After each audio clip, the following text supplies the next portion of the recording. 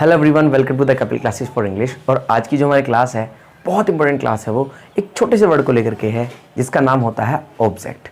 तो आज की क्लास है हाउ टू जज the object in any sentence, यानी कि किसी भी सेंटेंस में हम ऑब्जेक्ट को कैसे जज करें। क्योंकि जब हम पैसिव सेंटेंस बनाते हैं तो ऑब्जेक्ट को जज करने में बहुत प्रॉब्लम आती है। तो अगर कोई सेंटेंस लिखा है उसको देखते ही हम बता दें कि ये ऑब्जेक्ट है। जैसे मैं कुछ सेंटेंस आपके सामने लिखने जा रहा हूँ, जैसे तो ये कुछ सेंटेंस हैं, अगर इनमें ऑब्जेक्ट मुझे जज करना है तो कैसे करेंगे। सबसे पहले तो ऑब्जेक्ट को जज करने का तरीका क्या है।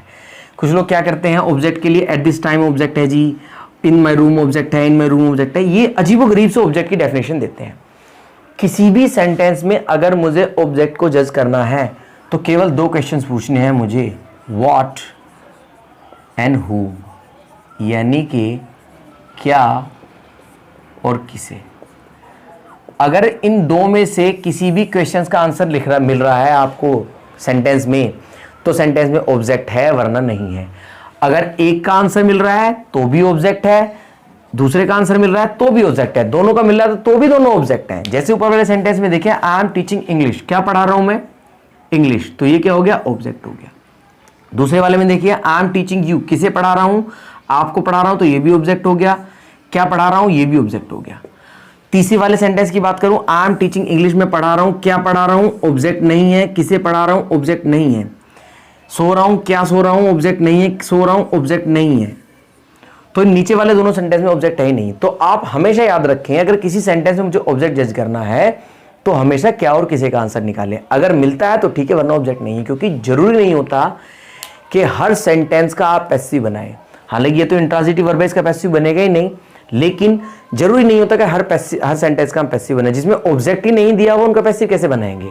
और हाँ, बहुत सेंटेंस ऐसे होते हैं जो बिना ऑब्जेक्ट के भी पैसिव होते हैं, वो तो अलग है। जब पैसिव की क्लास आप हमारी देख रहे हैं उसमें आप देख सकते हैं, कोई दिक्कत नहीं है।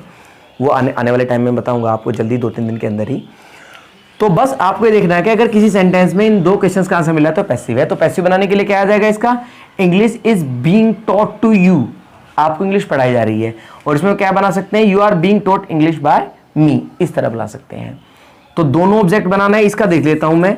अगर यू से आपको बनाना है तो क्या बोलेंगे, दोनों का पैसिव अगर आपको बनाना है, यू आर बीइंग टॉट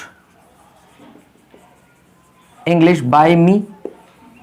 और अगर आपको इंग्लिश ऑब्जेक्ट बनाना है तो आप इस तरह बना सकते हैं, English is taught, TAUGHT, taught to you by me. ये होता है आपका पैसिव। ये यू को ऑब्जेक्ट मान करके है, इंग्लिश को ऑब्जेक्ट मान करके है।